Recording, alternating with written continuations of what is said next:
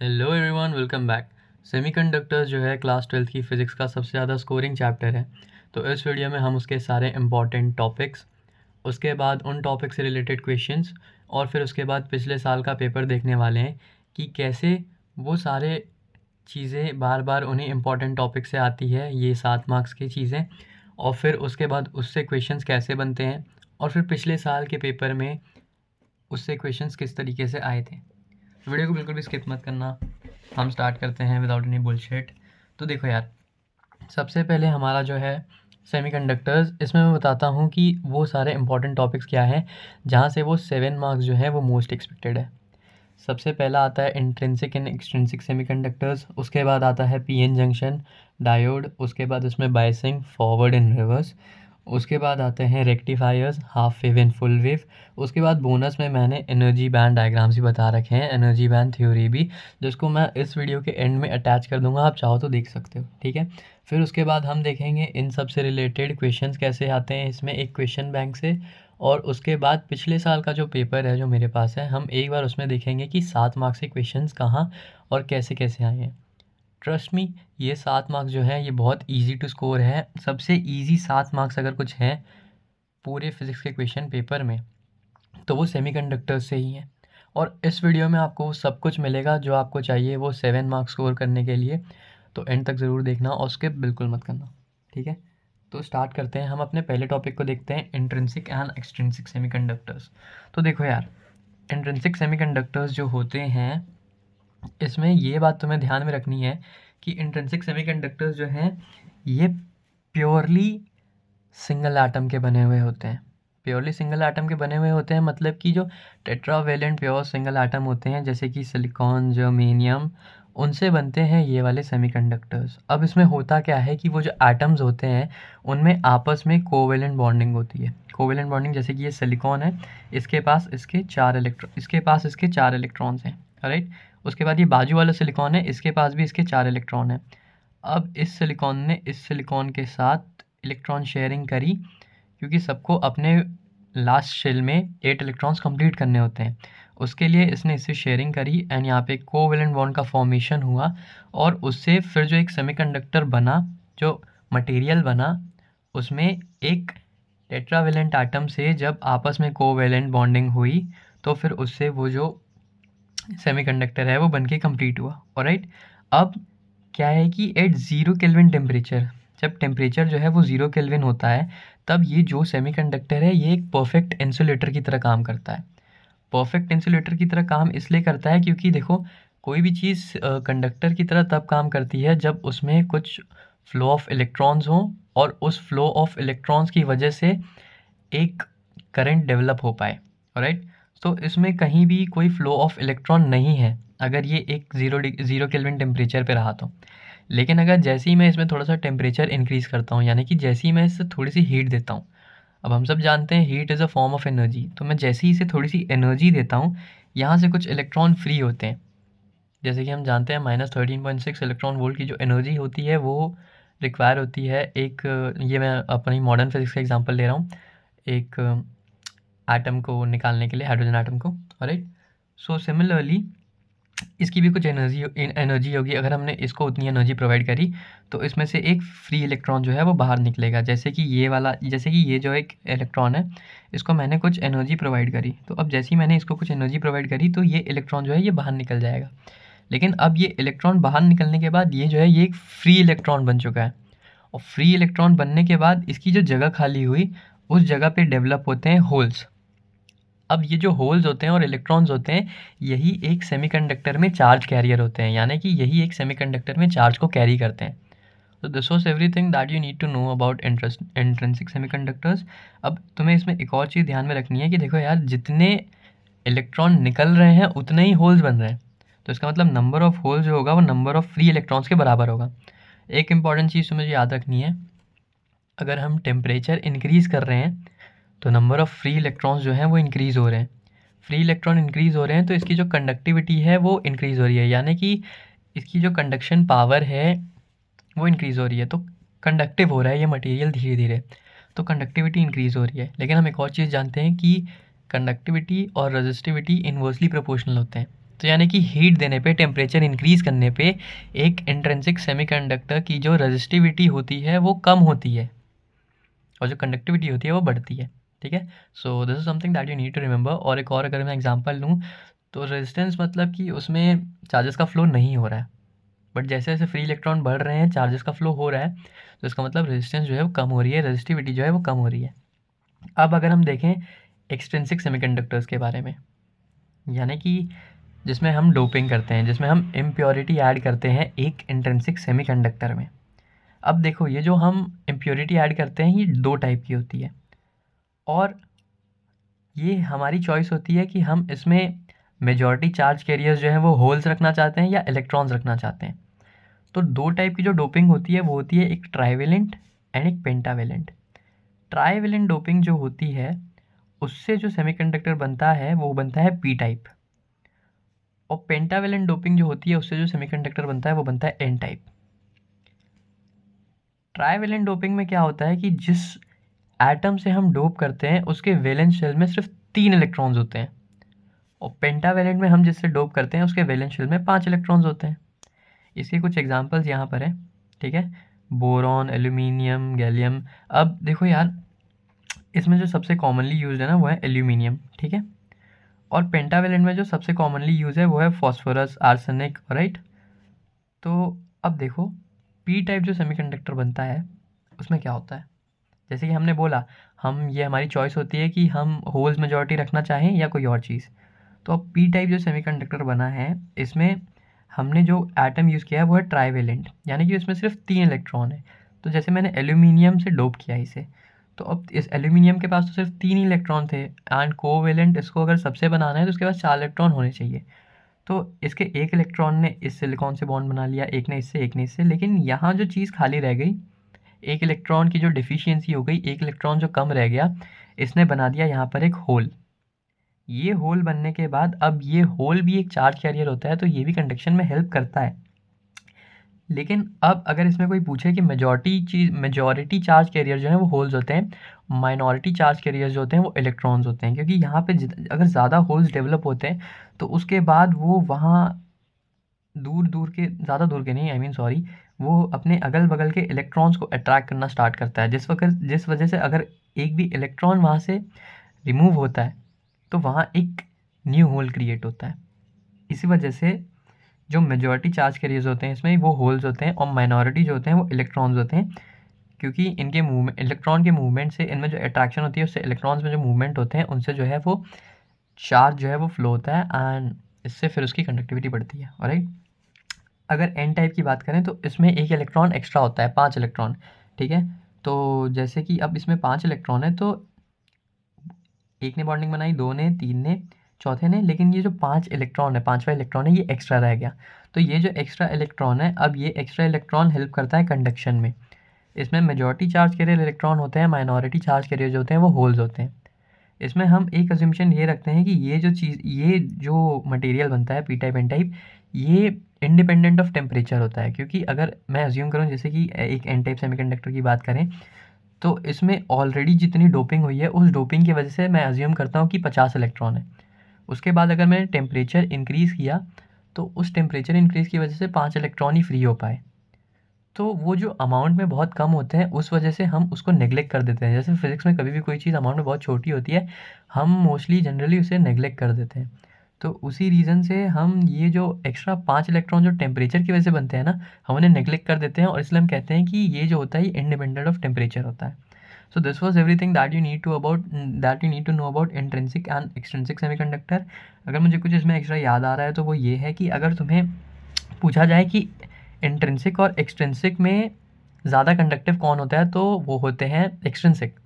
लेकिन अगर एक्सट्रिंसिक में भी पूछा जाए कि पी टाइप और एन टाइप में ज़्यादा कंडक्टिव कौन सा होता है तो वो होता है एन टाइप, क्योंकि इसमें मेजॉरिटी जो होते हैं वो इलेक्ट्रॉन्स होते हैं, चार्ज कैरियर्स। ऑलराइट, हमारा अगला टॉपिक जो है वो है एक पीएन जंक्शन। अब जो बाइसिंग है उसे समझने के लिए पीएन जंक्शन समझना बहुत इंपॉर्टेंट होता है। तो हमारे पास जो 2 टाइप के मटेरियल थे, P type and N type, अब हमने उन दोनों मटेरियल्स को अगल बगल में रख दिया है। अब इसमें जो हॉलो सर्कल्स हैं वो रिप्रेजेंट कर रहे हैं होल्स को, और जो फील्ड वाले हैं वो रिप्रेजेंट कर रहे हैं इलेक्ट्रॉन्स को। तो देखो कि पी टाइप में जो थे वो मेजॉरिटी में थे होल्स, माइनॉरिटी में थे इलेक्ट्रॉन्स।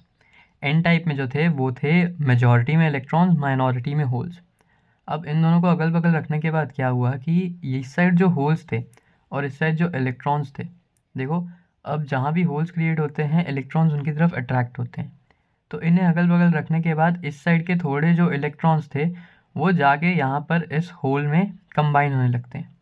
जैसे ही ये जाके इस होल में कंबाइन होने लगते हैं तो यहाँ से इलेक्ट्रॉन्स भी गायब होने लगते हैं और यहाँ से कुछ होल्स भी गायब होने लगते हैं।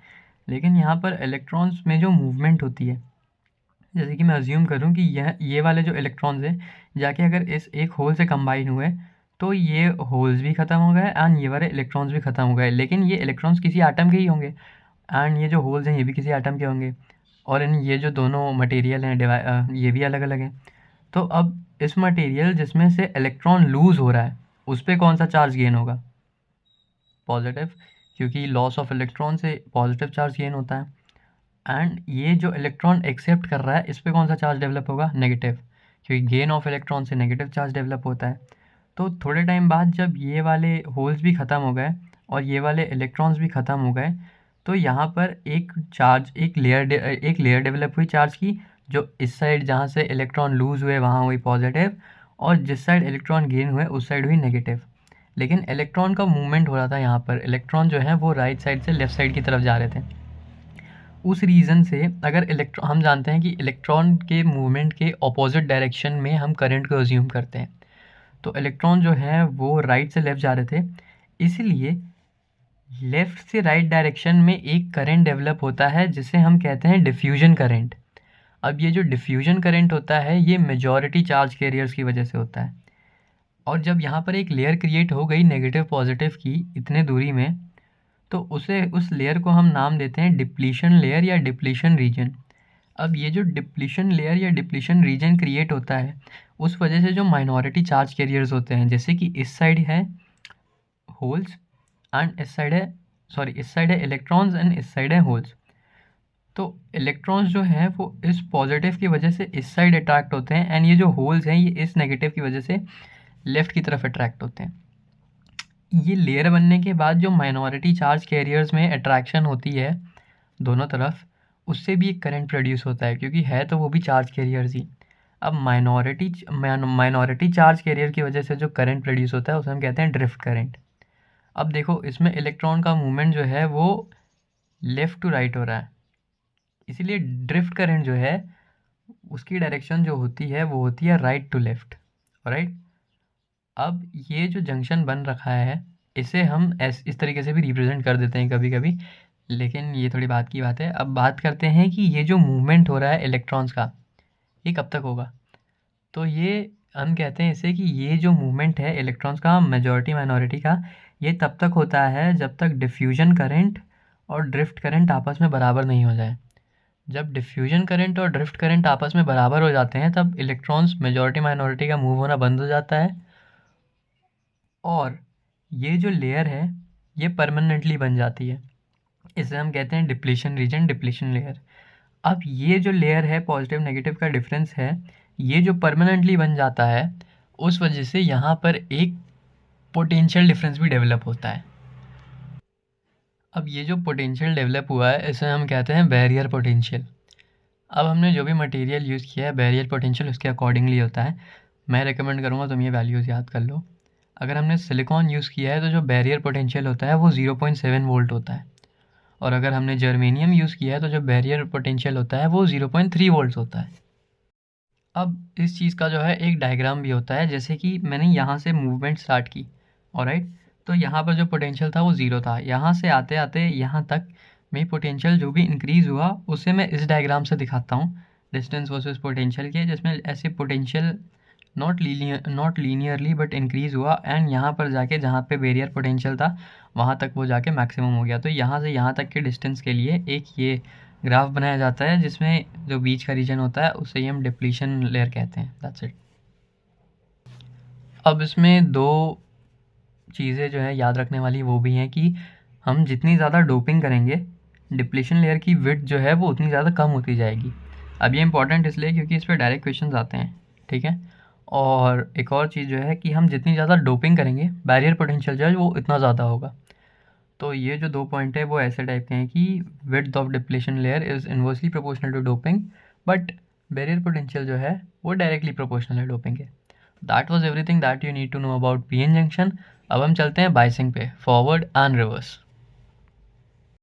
तो देखो यार, ये टॉपिक जो है ये बहुत ही छोटा टॉपिक है, तो मैं थोड़ा जल्दी समझाने की कोशिश करता हूँ।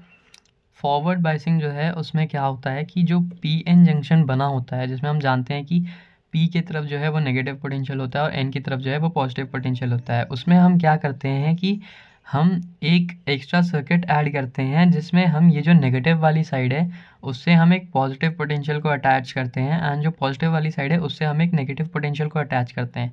हम जानते हैं कि जब तक ये रहेगा तब तक इसमें फ्लो ऑफ करंट नहीं हो पाएगा। इसलिए अब हम इसे कैसे बनाते हैं कि देखो, जैसे मैंने यहाँ से स्टार्ट किया, फिर मैंने यहाँ पे एक मिली एम्पियर लगाया करंट मेजर करने के लिए। उसके बाद मैंने ये जो पोटेंशियल लगाया है, पोटेंशियल प्रोवाइड किया है, ये भी बनाया मैंने, और उसके बाद एक वोल्ट मीटर भी लगा दिया पोटेंशियल मेजर करने के लिए। अब इसमें क्या होगा कि ये जो भी बैरियर पोटेंशियल रहेगा, ये देखो मतलब ये इसमें पॉजिटिव इस साइड है, इसमें सॉरी नेगेटिव इस साइड है एंड पॉजिटिव इस साइड है, और इसमें पॉजिटिव इस साइड है, नेगेटिव इस साइड है। अब इसमें क्या होगा कि जैसे ही करंट का फ्लो होना स्टार्ट होगा वो इस डायरेक्शन में होगा, पॉजिटिव टू नेगेटिव इस डायरेक्शन में ऐसे। लेकिन ये इसमें जो करंट, ये जो पोटेंशियल है ये इस वाले पोटेंशियल को अपोज कर रहा है, राइट। तो ये इसे कब तक अपोज करेगा, जब तक इसकी वैल्यू जो है वो बैरियर पोटेंशियल को मैच ना करे। अब जब एक बार इसकी वैल्यू बैरियर पोटेंशियल को मैच कर गई, तो फिर इसके बाद ये वाला जो पोटेंशियल है ये इसे ओवरकम कर देगा, और फिर उसके बाद इस पूरे सर्किट में इस डायरेक्शन में करंट फ्लो होना स्टार्ट हो जाएगा, ऑलराइट। तो फॉरवर्ड बायस हम जब भी करते हैं, यानी कि पी टाइप वाले साइड में पॉजिटिव, एन टाइप वाले साइड में नेगेटिव, ध्यान से याद रखना। इसे हम ऐसे भी याद रख सकते हैं, जैसे फॉरवर्ड बायसिंग के लिए, जैसे पी से पॉजिटिव एंड एन से नेगेटिव, तो जब हम एक एक्स्ट्रा सर्किट अटैच करते हैं जिसमें हम पी की तरफ जो है वो पॉजिटिव पोटेंशियल लगाते हैं, एन की तरफ जो है वो नेगेटिव पोटेंशियल लगाते हैं, तब एक टाइम के बाद जो बैरियर पोटेंशियल होता है ये पोटेंशियल उसे ओवरकम कर देता है, एंड सर्किट में जो है वो करंट फ्लो होना स्टार्ट हो जाता है। तो फॉरवर्ड बायसिंग में फ्लो ऑफ करंट जो होता है वो अलाउ होता है। अब इसका ग्राफ जो होता है ये एक नॉन ओमिक ग्राफ होता है। हम जानते हैं ओम्स लॉ के अकॉर्डिंग V = IR, तो करंट वर्सेस पोटेंशियल का जो ग्राफ बनता है वो लीनियर बनता है, बट इसमें ऐसा नहीं होता। जब तक हम बैरियर पोटेंशियल की वैल्यू को रीच ना करें तब तक कोई करंट फ्लो नहीं होता है। जैसे कि जब तक हम बैरियर पोटेंशियल, जैसे कि मैं अज्यूम करता हूँ मैंने सिलिकॉन यूज़ किया है, तो जब तक मैं बैरियर पर सिलिकॉन के लिए बैरियर पोटेंशियल हमने पिछले पेज पर डिस्कस किया 0.7 वोल्ट होता है, तो जब तक मैं 0.7 वोल्ट तक नहीं पहुंचा तब तक जो करंट की वैल्यू थी वो एकदम कम थी, नेग्लिजिबल थी, मतलब ज़ीरो ही थी। फिर जैसे ही मैं 0.7 वोल्ट पहुंचा तो वैसे ही तुरंत करंट जो है वो अचानक से स्पाइक अप हो गया, अचानक से बढ़ गया, तुरंत बढ़ गया। तो इसलिए ये ओम्स लॉ को सपोर्ट नहीं करता है, नॉन ओमिक होता है। सिमिलरली जो है मीडियम के लिए 0.3 वोल्ट पे बैरियर पोटेंशियल, तब तक करंट नहीं था। जैसे ही एक बार जो बाहर वाला सर्किट था उसके पोटेंशियल ने बैरियर पोटेंशियल को क्रॉस किया, वैसे ही करंट जो था वो अचानक से बढ़ा, यानी कि फ्लो ऑफ करंट जो है वो स्टार्ट हो गया। तो अभी हम रिवर्स बायसिंग की बात करते हैं। रिवर्स बायसिंग में क्या होता है कि जो पी टाइप है उसे हम नेगेटिव साइड से ऐड करते हैं, एंड जो एन टाइप है उसे हम पॉजिटिव साइड से ऐड करते हैं। अब ये करने से क्या होता है कि instead of opposing P N junction का बैरियर, ये उसे सपोर्ट करना स्टार्ट कर देता है। अब इसमें हम एक माइक्रो एम्पियर यूज़ करते हैं, वोल्ट मीटर भी लगाते ही हैं, सब सही है, बढ़िया है। बट इसमें जो है ये अपोज करने की वजह से ये जो इसकी ओवरऑल वैल्यू को बढ़ाता रहता है, तो उस वजह से फ्लो ऑफ करंट नहीं होता है। लेकिन हम इससे कुछ वोल्टेज तो प्रोवाइड कर रहे हैं। अब हम जो भी वोल्टेज प्रोवाइड कर रहे हैं वो जाके उसमें ऐड ऑन हो रहा है, इंस्टेड ऑफ उसे अपोज करने की जगह। तो अगर हम अप्रॉक्सीमेट वैल्यू कहते हैं कि 8 वोल्ट तक अगर हम इसे प्रोवाइड कर रहे हैं पोटेंशियल एक्सटर्नल वाला, तो ये उसे सह सकता है, झेल सकता है। बट अगर हमने एक बार भी 8 वोल्ट से ज़्यादा, मतलब तब तक तो कोई करंट का फ्लो होगा ही नहीं, लेकिन फिर भी अगर हमने 8 वोल्ट से ज़्यादा प्रोवाइड किया इसे, तो उसके बाद तुरंत जो क्या होता है कि इसमें जो पूरा शॉर्ट सर्किट हो जाता है, और जो सेमीकंडक्टर होता है, जो भी डिवाइस होता है, वो काम करना बंद हो जाता है, ख़राब हो जाता है। तो इसलिए ये इस टाइप से क्रैश आउट हो जाता है 8 वोल्ट एक बार रीच करने के बाद। कि करंट की वैल्यू ऑलरेडी 0 होती है, बट जैसे ही हम 8 वोल्ट रीच करते हैं शट डाउन हो जाता है डिवाइस, ख़राब हो जाता है, शॉर्ट सर्किट वॉटेवर। सो इसलिए हम इसमें जो मेन चीज़ नोटिस करते हैं वो ये करते हैं कि फ्लो ऑफ करंट जो है इसमें वो नहीं होता है रिवर्स बायसिंग में, बट सिमिलरली फॉरवर्ड बायसिंग में जो है वो फ्लो ऑफ करंट होता है। So this was everything that you need to know about forward biasing and reverse biasing. अब हम बात करते हैं मोस्ट इंपॉर्टेंट टॉपिक के बारे में, जो है rectifiers, P N diode as a rectifier. तो देखो, हम सबसे पहले बात करते हैं हाफ वेव रेक्टिफायर के बारे में। देखो, कुछ कुछ डिवाइसेस होते हैं जो ऑल्टरनेटिंग करंट को डायरेक्ट करंट में कन्वर्ट कर देते हैं। Rectifier is not one of the best to do this, because आगे भी और डिवाइसेस आते हैं जैसे कि ज़ीनो डायोड एंड स्टफ, उनकी एफिशिएंसी जो होती है वो बेटर होती है। रेक्टिफायर की एफिशिएंसी उतनी अच्छी नहीं होती है, बट स्टिल सिलेबस में है इस और इम्पॉर्टेंट है, इसलिए हम करते हैं, जबकि बाकी डिवाइसेस जो हैं वो उतने पूछे नहीं जाते हैं जितने रेक्टिफायर्स पूछे जाते हैं। तो देखो, रेक्टिफायर का ये जो डायग्राम है ये तुम्हें एक बार देखना पड़ेगा, समझना पड़ेगा। ये बना दोगे तो भाई मज़े हो जाएंगे तुम्हारे। अब इसमें क्या होता है कि सबसे पहले तो हम एक स्टेप डाउन ट्रांसफार्मर यूज़ करते हैं वोल्टेज जो है उसे कम करने के लिए, ठीक है। एंड उसके बाद इसमें जो एक चीज़ तुम्हें याद रखनी है हाफ वेव रेक्टिफायर में, वो ये रखनी है कि इसमें जो है वो एक ही डायोड यूज़ होता है, ऑलराइट, एक ही डायोड यूज़ होता है। और इसमें जो इनपुट जो हम प्रोवाइड करते हैं, जो इनपुट वोल्टेज होता है वो जो होता है वो ऑल्टरनेटिंग करंट के फॉर्म में होता है, यानी कि उसकी एक साइकिल जो होती है वो पॉजिटिव की होती है और जो अगली साइकिल होती है वो नेगेटिव की होती है, ठीक है। और फिर उसके बाद जो आउटपुट होता है हम अब उसकी बात करते हैं। तो जैसे इसमें एक ही डायोड लगा हुआ है, ठीक है। अब इसकी जो पहली साइकिल निकल रही है वो पॉजिटिव की निकल रही है, उसके बाद जो है वो नेगेटिव की निकल रही है। तो इसमें जो पहली साइकिल निकली उसमें जब ये इस तरीके से फ्लो हुआ उसमें, जैसे कि ये एक स्टेप डाउन ट्रांसफार्मर का वो है रिप्रेजेंटेशन। तो अब इसमें जो पहली साइकिल जो निकली वो जिसमें जो पी टाइप जो था उससे पॉजिटिव पास हुआ एंड जो एन टाइप था उससे नेगेटिव पास हुआ। तो अगर हम पिछले पेज को याद करें जिसमें पी पे पॉजिटिव एन पे नेगेटिव, तो वो है एक फॉरवर्ड बायसिंग, राइट। अब फॉरवर्ड बायसिंग में जो है वो करंट का पास होना होता है, फ्लो ऑफ करंट होता है, यानी कि एक्सेप्टेबल होता है। तो जो पहली साइकिल निकली जिसमें पी पे पॉजिटिव एन पे नेगेटिव था उसमें करंट जो है वो पास हुआ। अब हम अगर इसे वेव फंक्शन में देखें ग्राफ में, तो वो कुछ इस टाइप से होगा, जैसे कि जो पहली साइकिल थी इनपुट वाली पॉजिटिव वाली, वो उसमें करंट पास हुआ एंड सिमिलरली आउटपुट में हमें पॉजिटिव साइकिल हमारी वापस मिली। बट सिमिलरली अब हम जब नेगेटिव वाले की बात करें तो सेकेंड टाइम क्या होता है कि जब नेगेटिव पास होता है यहाँ से, तब पी पर जो है वो नेगेटिव आता है एंड एन पर जो है वो पॉजिटिव आता है। ये कौन सी बात हुई? यही दूसरा केस, रिवर्स बायसिंग, जिसमें फ्लो ऑफ करंट नहीं होता है। अब फ्लो ऑफ करंट नहीं हुआ तो हमने इनपुट तो दिया बट हमें जो आउटपुट है वो रिसीव नहीं हुआ। एंड सिमिलरली इसके बाद जब वापस पॉजिटिव वाली साइकिल चलती है जिसमें पी पे पॉजिटिव एन पे नेगेटिव होता है, तो वापस से हमें आउटपुट में कुछ मिलता है। ये जो है इसे हम कहते हैं लोड रजिस्टर। वापस हमें आउटपुट में कुछ मिलता है, जैसे हम इस एक ग्राफ में ये वाले इस तरीके से रिप्रेजेंट कर सकते हैं।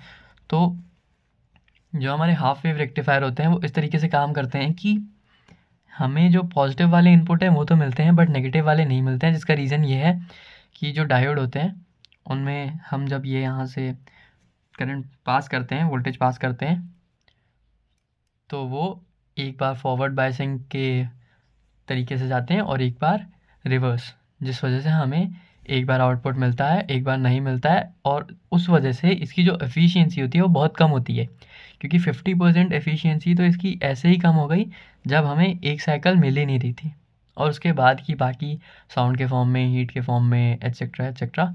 सो इसकी जो एफिशिएंसी होती है जो हमें याद रखनी चाहिए तो थोड़ा अच्छा रहेगा, वो होती है 40.6%। सिमिलरली बात करें अगर फुल वेव रेक्टिफायर की, तो इसमें जो अब तुम नोटिस करोगे कि जो हमारे पास लोड रजिस्टर होता है जिस वजह से हम अज्यूम कर सकते हैं कि करंट मिलेगा हमें, वो हमने ये जो सेकेंडरी कॉइल होती है, प्राइमरी कॉइल सेकेंडरी कॉइल, तो ये हमने सेकेंडरी कॉइल में ही अटैच किया हुआ होता है। तो अगर हमसे कोई पूछे कि इसमें जो ट्रांसफार्मर लगा हुआ है वो कौन सा है, तो इसे हम कहते हैं, जैसे इसमें तो स्टेप डाउन ट्रांसफार्मर लगा हुआ है सिंपल, बट इसमें जो है वो है centre tap step down transformer लगा हुआ है। तो उस वजह से क्या होता है कि जो फुल वेव रेक्टिफायर होता है उसमें अगर कोई पूछे कि ट्रांसफार्मर कौन सा लगा है तो वो होता है centre tap step down, right. अब इसमें जो डिफरेंस होता है एक हाफ वेव से, वो होता है कि इसमें जो हम डायोड यूज़ करते हैं वो दो होते हैं, D1 एंड D2, और बाकी सारी चीज़ें सेम। तो अब हम इसमें देखते हैं इसमें क्या होता है। जब हम इसमें से पहली साइकिल पास करते हैं ऑल्टरनेटिंग करंट की, तो उसमें क्या होता है कि जो D1 वाला डायोड होता है उसमें पी टाइप में पॉजिटिव आता है एंड एन टाइप में जो है वो नेगेटिव आता है, राइट। पी टाइप में पॉजिटिव एंड एन टाइप में जो नेगेटिव होता है, ठीक है। अब इससे पहला डायोड जो है वो तो फॉरवर्ड बायस के केस में जाता है, बट जो सेकंड डायोड है उसमें क्या होता है कि पहली साइकिल में नेगेटिव इसके पास आता है पी पे, और एन पे जो है वो पॉजिटिव आता है, ठीक है। तो उससे क्या होता है कि पहला डायोड जो है वो फॉरवर्ड बायस की कंडीशन में जाता है, सेकंड वाला डायोड जो है वो रिवर्स बायस की कंडीशन में जाता है। उस वजह से क्या होता है कि लोड रजिस्टर के थ्रू, जैसे कि इस डायरेक्शन में इसमें करंट फ्लो हुआ, इस डायरेक्शन में लोड रजिस्टर के थ्रू वो जो वोल्टेज पास हुआ उससे जो भी करंट निकला, तो जो हमारी पहली साइकिल थी पॉजिटिव वाली, उसके रिस्पॉन्स में हमें आउटपुट में वापस एक पॉजिटिव वाली साइकिल मिली वोल्टेज की, राइट। अब जो सेकेंड टाइम जो नेगेटिव साइकिल निकलती है उससे क्या होता है कि जो D1 है उसके पी टाइप, उसके पी साइड पे नेगेटिव आता है, एन साइड पे पॉजिटिव आता है। इससे जो है ये जो है वो रिवर्स बायसिंग की कंडीशन में जाता है। रिवर्स बायसिंग की कंडीशन में जाने की वजह से इससे जो है कोई भी वोल्टेज पास नहीं होता। लेकिन हमारा जो D2 है, दूसरा डायोड लगा हुआ है, उस दूसरे डायोड में क्या होता है सेकेंड साइकिल में कि इस बार इसके पी टाइप पे हमें पॉजिटिव मिलता है और इसके एन टाइप पे हमें नेगेटिव मिलता है, जिससे ये जो है ये फॉरवर्ड बायस की कंडीशन में जाता है।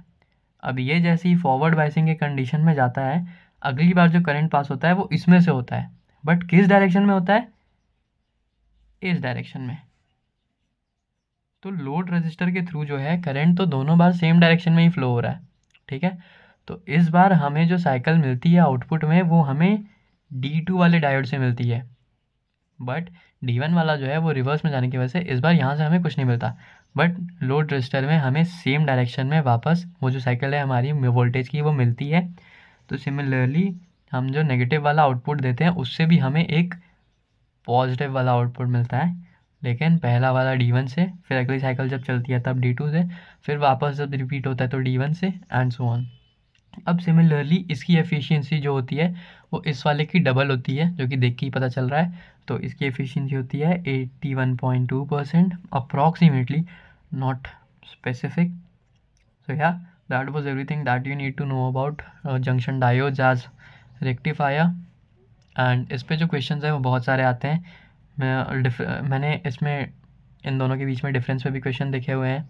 इनके ये जो ग्राफ हैं ये वाले वेव फंक्शन वाले, उन पे भी देखे हुए हैं। इनके डिफरेंस में जैसे दो डिफरेंस पूछ लेते हैं, तो वन इज़ कि इसमें स्टेप डाउन है, इसमें सेंटर टैप स्टेप डाउन है। सेकेंड इज़ इसमें एक डायोड है, इसमें दो डायोड है, एंड सो ऑन, ठीक है। एफिशिएंसी का भी डिफरेंस होता है, ठीक है। डिफरेंस तो बहुत सारे होते हैं। तो ये this was everything that you need to know about PN junction diode as rectifier. उसके बाद मैंने जो बोला था बोनस में मैं ऐड करूँगा वो है एनर्जी बैंड डायग्राम। तो एक बार वो भी देख लेते हैं, उसके बाद we'll move ahead to questions.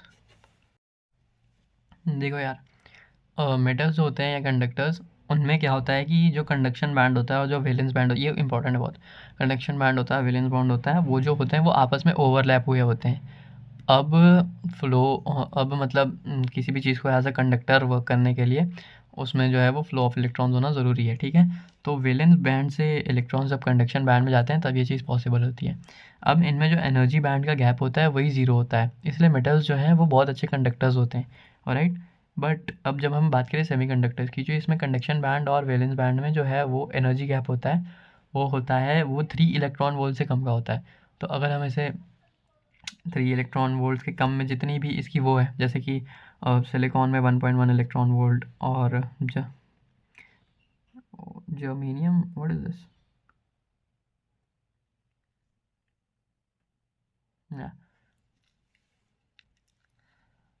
Germanium में 0.7 इलेक्ट्रॉन वोल्ट। तो अब हम इसे इतनी एनर्जी प्रोवाइड करते हैं, तो यहाँ से जो एक इलेक्ट्रॉन है वो जंप करके कंडक्शन बैंड में जाता है एंड देन ये एज अ कंडक्टर काम करता है। बट इंसुलेटर्स में क्या होता है कि ये जो एनर्जी गैप होता है ये 3 इलेक्ट्रॉन वोल्ट से भी ज़्यादा का होता है। So that's why this is the reason why insulators are never able to conduct electricity because valence bond के इलेक्ट्रॉन्स जो हैं वो कंडक्शन बैंड में जा ही नहीं पाते। And this is the reason Y अगर मैं कोई किसी एक लकड़ी के टुकड़े को लेकर उससे कितना भी पोटेंशियल पास कराऊँ, एट द एंड वो एक कंडक्टर का काम नहीं करेगा। So that was everything that you need to know about energy band diagrams, क्योंकि ये बहुत इंपॉर्टेंट होता है। So I added this as a bonus. Now let's see the type of questions that we get to see in our examinations. So the very first question is, why a pure semiconductor behave like an insulator at 0 Kelvin temperature? तो या हमें इसका answer पता है कि free electrons available नहीं होते हैं। हमने देखा भी पहले, जैसे कि अब जब हम उसे एनर्जी प्रोवाइड करते हैं थोड़ी सी, तो उसके बाद उसमें जो इलेक्ट्रॉन है वो बाहर निकलते हैं, फिर फ्री इलेक्ट्रॉन और होल प्रोड्यूस होते हैं। उसके बाद वो जो है वो एक कंडक्टर की तरह बिहेव करता है, लेकिन उससे पहले वो 0 डिग्री केल्विन पे एक इंसुलेटर की तरह बिहेव करता है। ठीक है, उसके बाद सेकंड क्वेश्चन है, ये भी देख लेते हैं। ये तो ईजी है, ये मैंने मार्क नहीं कर रखा है, लेकिन फिर भी देख लेते हैं। एनर्जी गैप जो है सिलिकॉन में जर्मेनियम से इतना ज़्यादा क्यों होता है? तो देखो यार जर्मेनियम जो है ना, हाँ, उसकी जिस ऑर्बिट में इलेक्ट्रॉन होता है वो सिलिकॉन से थोड़ी बाद वाली होती है। ठीक है, उस रीज़न से क्या होता है कि जर्मेनियम उससे एक इलेक्ट्रॉन निकालने के लिए ज़्यादा एनर्जी प्रोवाइड करनी पड़ती है, इसलिए एनर्जी गैप जो है उसमें ज़्यादा होता है। ठीक है, फिर यहाँ फोर्थ क्वेश्चन में मैंने मार्क कर रखा है कि रेजिस्टेंस जो है सेमीकंडक्टर में कैसे चेंज होता है जब हम उसे हीट करते हैं। तो ये जो है मैंने पीछे बताया रखा था कि जब हम हीट देते हैं तब कंडक्टिविटी बढ़ती है, तो उस वजह से रेजिस्टिविटी जो है वो डिक्रीज़ होती है। अगला क्वेश्चन जो मैंने मार्क कर रखा है वो ये है कि डोपिंग का मतलब क्या होता है इंट्रिंसिक सेमीकंडक्टर में। तो वही उसमें इम्प्योरिटी ऐड करना, और इम्प्योरिटी ऐड करने के बाद इसमें अगला क्या पार्ट पूछ रखा है कि एटम भी हमें बताने हैं डोपिंग करने के लिए जो काम है। तो मैंने दोनों साइड में 5 एटम्स भी दे रखे थे, अगर हम उसे याद कर लें तो हमारे ही काम आएगा, तो बहुत बढ़िया रहेगा वो। तो जैसे कि हमें पेंटावेलेंट करना है हम फॉस्फोरस यूज़ कर लेंगे, अगर हमें ट्राइवेलेंट करना है हम एल्यूमिनियम यूज़ कर लेंगे। तो इस टाइप के क्वेश्चन आते हैं। उसके बाद हमने जिस टॉपिक पे बहुत देर बात करी थी कि बैरियर पोटेंशियल कैसे डेवलप होता है पीएन जंक्शन में। तो जब दोनों करंट डिफ्यूजन और ड्रिफ्ट बराबर हो जाते हैं, जब बराबर हो जाते हैं तब जो बैरियर पोटेंशियल है वो परमानेंटली डेवलप हो जाता है। राइट, तो वही अब हमें थोड़े हमारे तरीके से एक्सप्लेन करना पड़ेगा कि बैरियर पोटेंशियल जो है जो पीएन जंक्शन में वो कैसे डेवलप होता है। जैसे कि इसमें आंसर दे रखा है कि पी टाइप एन टाइप को क्लोज लाना पड़ेगा, उसके बाद उसमें इलेक्ट्रॉन्स का जो मूवमेंट होगा जो मैंने एक्सप्लेन किया वही हमें इसमें कॉपी पेस्ट करना है सिंपली, और कुछ है नहीं इसमें। एक और क्वेश्चन यहाँ मैंने मार्क कर रखा है, difference between intrinsic and extrinsic semiconductor, जो मैंने बताया कि अभी थोड़ी देर पहले पिछले स्लाइड पे। एक बार इसमें क्या आंसर दे रखा है वो भी देख लेते हैं। इसमें हमें क्या रखा है कि हमें कोई दो ही करने रहेंगे। तो देखो, एक प्योर होता है, एक डोप्ड होता है, फिर एक में number of electron number of hole के बराबर होते हैं, एक में नहीं होते हैं। एक फिर कंडक्टिविटी के बारे में दिया हुआ है, और फिर वो जो पॉइंट मैंने बताया कि एक में कंडक्टिविटी टेम्परेचर पर डिपेंड करती है, बट इसमें कंडक्टिविटी टेम्परेचर पर डिपेंड नहीं करती है, क्योंकि हमने वैसा अज्यूम कर रखा था नेगलेक्ट करके, जो इलेक्ट्रॉन्स बाहर आ रहे थे टेम्परेचर के डिफरेंस की वजह से, क्योंकि वो अमाउंट में बहुत कम थे ना, सो उस रीज़न से। एक और क्वेश्चन मैंने यहाँ मार्क कर रखा है जिसमें कंडक्टिविटी कंपेयर करने को बोल रहा है पी टाइप और एन टाइप की एब्सोल्यूट ज़ीरो टेम्परेचर पे और रूम टेम्परेचर पे।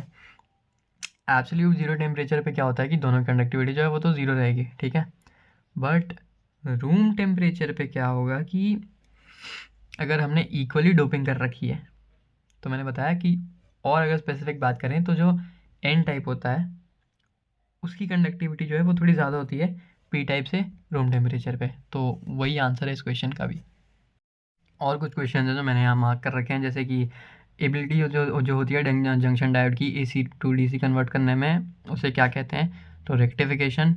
फिर width of depletion layer PN junction की कैसे वेरी करती है कॉन्सेंट्रेशन के साथ, तो भाई मैंने मार्क करा रखा था स्टार मार्क, कम होती है विड्थ। उसके बाद हाफ वेव रेक्टिफायर में आउटपुट ये तो मैंने मार्क नहीं कर रखा है, लेकिन फिर भी देख लेते हैं। जैसे इनपुट फ्रीक्वेंसी 50 हर्ट्ज है, तो आउटपुट, जैसे कि देखो यार वोल्टेज चेंज होता है उसमें, वोल्टेज और फ्रीक्वेंसी कोई लेना देना नहीं है। तो अगर इनपुट फ्रीक्वेंसी 50 हर्ट्ज है तो आउटपुट फ्रीक्वेंसी भी 50 हर्ट्ज ही होगी उसमें की। ऑलराइट, ये ऐसी हवाबाजी वाला क्वेश्चन है, ऐसी दे रखा है, डराने के लिए कुछ नहीं है इसमें। तो उसके बाद अगला मार्क क्वेश्चन मेरा ये है कि ये दिख रहा है या नहीं दिख रहा है, सॉरी। अगला मार्क क्वेश्चन ये है कि पीएन जंक्शन डायोड में फॉरवर्ड बायस में रेजिस्टेंस लो है as compared to reverse bias में। इसका हमें रीज़न देना है, ठीक है। तो देखो इसमें क्या होता है कि जब हम किसी भी पीएन जंक्शन को फॉरवर्ड बायस करते हैं, पोटेंशियल बैरियर कम हो जाता है, इलेक्ट्रॉन और होल्स जो हैं वो जंक्शन ईजिली क्रॉस कर देते हैं। फॉरवर्ड बायस में पोटेंशियल बैरियर कम होता है, ओवरकम करने वाला होता है ना, उससे हमने जो एक्स्ट्रा पोटेंशियल ऐड किया होता है। तो उस वही चीज़ जब वो है वो रिवर्स बायस में नहीं होती है, क्योंकि पोटेंशियल बैरियर जो है वो उसको सपोर्ट करने का काम करता है, तो पोटेंशियल बैरियर बढ़ा देता है। इसलिए क्या होता है कि फॉरवर्ड बायस में रेजिस्टेंस जो है वो कम होता है, उल्टा रिवर्स बायस में रेजिस्टेंस जो है वो बढ़ने लगता है। इसका हमें रीज़न देना था, दैट्स इट। ये भी बहुत सिंपल था। फिर भाई इसमें बोल रखा है कि इम्प्योरिटीज़ ऐड करते हैं हम इंट्रिंसिक सेमीकंडक्टर में, क्यों करते हैं इम्प्योरिटीज़ ऐड करते हैं, गिव रीज़न देने को बोल रखा था, ये वाला सवाल है। तो भाई ये इसका रीज़न ये है कि जब हम इम्प्योरिटी ऐड करते हैं उसमें उसको एक्सट्रिंसिक बनाने के लिए, ताकि हम थोड़ी मोड़ी कंडक्टिविटी जो है वो 0 केल्विन टेम्परेचर पे भी अपनी निकाल सकें, भाई मज़े कर सकें। फिर उसके बाद क्या रखा है कि सर्किट डायग्राम की हेल्प से बताना है कि फुल वेव रेक्टिफायर जो है आउटपुट कैसा देता है, output rectified voltage corresponding to both half of the input AC voltage, ठीक है। तो हमने जो पिछले डायग्राम यूज़ किया था, जैसे कि यहाँ है वो फुल वेव रेक्टिफायर का डायग्राम, ये वाला जो दिख रहा है स्क्रीन में, आई होप, हाँ ये वाला जो था, इसी के हेल्प से हमें बताना था। तो मैंने बोला ना ऐसा क्वेश्चन आता है तो इस टाइप का आता है, ठीक है। वही पुरानी चीज़ें एक्सप्लेन करनी थी। उसके बाद वापस से वही वाला डायग्राम, हमें सर्किट डायग्राम बनाना है फुल वेव रेक्टिफायर का। तो एक बार पीछे जाके उसे देख लेना या प्रैक्टिस कर लेना, या अगर तुम्हें ये वाला ज़्यादा अच्छा लग रहा है तो ये भी देख लो एक बार। इस टाइप का ये थोड़ा दिखा दूँ अच्छे से स्क्रीन में, आई होप दिख रहा हो, हाँ इस टाइप का है ये। उसके बाद student want to use PN diode as converting alternating current to direct current, draw label circuit diagram, वापस ये भी वही है। तो इसका सर्किट डायग्राम तो बहुत इंपॉर्टेंट है। फिर उसके बाद वापस से वही क्वेश्चन फॉर्मेशन बताना है पोटेंशियल बैरियर का, वही पुराना वाला सिस्टम। फिर उसके बाद एक एक्स्ट्रा चीज़ है जिस वजह से मैंने ऐड किया था कि फॉरवर्ड बायस करने के बाद विड्थ ऑफ डिप्लीशन रीजन पे क्या होगा। Forward bias resistance decrease, width of depletion layer वो भी कम हो जाएगी। दैट्स इट, वेरी सिंपल, याद रखना है, कम होगा, मतलब विड्थ कम होगा। तो यार that was everything that I wanted to show you. इस टाइप के क्वेश्चन जो है वो आते हैं, मतलब आते हैं, और इस टाइप के क्वेश्चन होते हैं, इस टाइप के क्वेश्चन ही पूछे जाते हैं जो कि बहुत सिंपल होते हैं, बहुत ईजी होते हैं, हम कर सकते हैं उसे ईजिली। क्योंकि अब इसके बाद हम पिछले साल का जो पेपर था वो देखेंगे एक बार, वो डिस्कस करेंगे। But before that here are some competency based question, so if you want so I can create another video on this, because this is like completely different as I can see. तो या इस पर एक छोटी like 4 to 5 minutes, that's it. एक बार अब पिछले साल का पेपर देख लेते हैं। सो फर्स्ट पहला 1 मार्कर इज एमसीक्यू के फॉर्म में आया था कि जर्मेनियम जो है उसे डोप किया गया रूम टेम्परेचर पे बोरॉन के साथ। तो अब जो चार्ज कैरियर्स होंगे वो सेमीकंडक्टर कैसे होंगे, तो जर्मेनियम बोरॉन के साथ, यानी कि ट्राईवेलेंट, यानी कि अब इसमें जो है मेजॉरिटी में होल्स होंगे एंड माइनॉरिटी में इलेक्ट्रॉन्स, राइट। तो हम इसके ऑप्शन ऐसे कर सकते हैं कि होल्स एंड फ्यू इलेक्ट्रॉन्स, क्योंकि होते तो दोनों ही है, बट मेजॉरिटी में होल्स होंगे, ट्राईवेलेंट है, एंड माइनॉरिटी में इलेक्ट्रॉन्स, दैट्स इट। उसके बाद अगला क्वेश्चन जो है वो जस्ट इसके नीचे ही है कि question number 11, I don't know if you are able to see और नॉट, या अब दिख रहा होगा। पीएन डायोड जो है उसे फॉरवर्ड बायस किया गया है, तो एज अ रिजल्ट अब इसमें बहुत सारे ऑप्शन दे रखे हैं, जैसे कि पोटेंशियल बैरियर इंक्रीज़ हुआ and width of depletion layer decrease हुआ। फॉरवर्ड बायस तो विड्थ ऑफ डिप्लीशन लेयर तो डिक्रीज़ होगी, ठीक है, तो ये ए ऑप्शन हो सकता है। फिर both in potential barrier height and width of depletion layer increase, नहीं, तो बी ऑप्शन नहीं होगा। Depletion layer increase, C option भी नहीं होगा।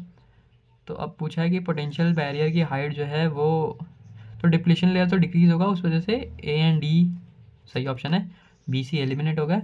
अब बात करते हैं पोटेंशियल बैरियर के हाइट की। तो अगर हम फॉरवर्ड बायस करें तो उसमें क्या होता है कि जो बैरियर पोटेंशियल होता है उसे तो हम डिक्रीज़ कर रहे होते हैं ना फॉरवर्ड बायस में, एक्सटर्नल वाला जो अप्लाई करके, क्योंकि वो उसे अपोज करता है। तो इसमें पोटेंशियल बैरियर की हाइट भी कम होती है, डिप्लीशन लेयर की विड्थ जो है वो तो कम होती ही होती है। तो मेरे ख्याल से ए वाला जो है इसका सबसे रिलेवेंट लग रहा है। तो 2 मार्क्स जो हैं सेमीकंडक्टर के वो तो एमसीक्यू में पूछे गए, वो भी इतने आसान एमसीक्यू में। जो हमने कर रखे हैं पीछे जो हमने जितनी भी सारी चीज़ें करी उनमें से ही है।